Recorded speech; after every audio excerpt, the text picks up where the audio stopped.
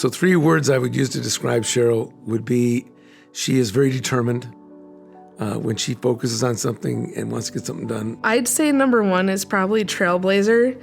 My mom has never been afraid to maybe be different. She just kind of does what's right. I would also say empathetic.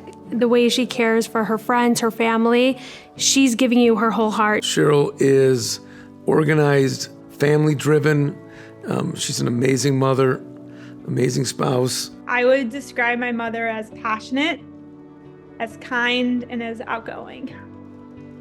You know, it's amazing when I thought about it for a minute, where does serving the community come from and why it's so important to me? I come from generations of family members that have always served the community, from my great-grandparents, my grandparents, even my grandmother, way before her time, she called herself a professional volunteer.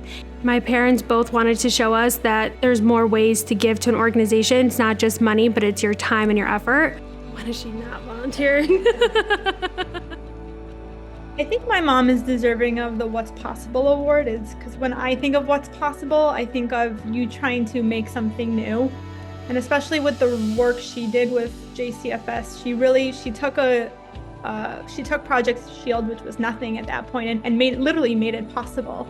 The award that Cheryl's being given today, the What's Possible award, it fits Cheryl. It's almost like her middle name. When she took over Project Shield, especially, it was a pretty new organization. I can tell you she ran up against a lot of roadblocks in the community.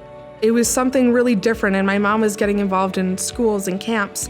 People did not talk about abuse openly like they do now, especially not abuse in the community. It was very taboo. It wasn't like now where we've been through movements, Me Too movements and such, that have made it very publicly open and accepting. There was a lot of pushback, and she knew exactly what needed to be done, and she wasn't scared to do it. And she made sure to stand up for people who didn't have a voice. For Cheryl, it's always about what's possible. And she never was deterred. There was many situations along the way where I would have gotten frustrated and thrown the towel in, but she never did.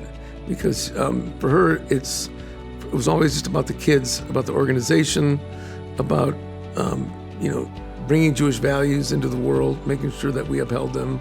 And she always looks at things from the end point, not the struggle in between. The critical thing about this organization is it has pivoted with what the needs of the community have always been. Even the transition from JCB to JCFS, there was a need to pivot to a different kind of agency that would serve the needs in the community.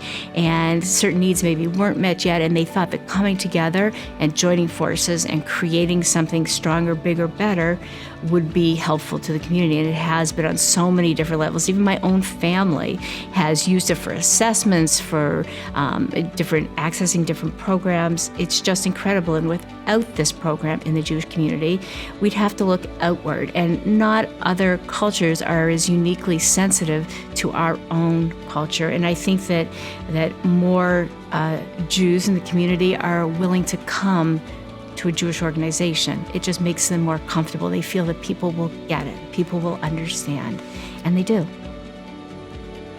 Mazel tov, congratulations, I love you. Mazel tov, Mom. I know you put in so much work in everything that you do. Continue being the amazing woman you are and the amazing role model you are. We love you. I just want to tell you how proud I am for all that you've given back to the community, for being the trailblazer that you are. We're so excited, we're so proud, and we hope to be just like you. Congrats.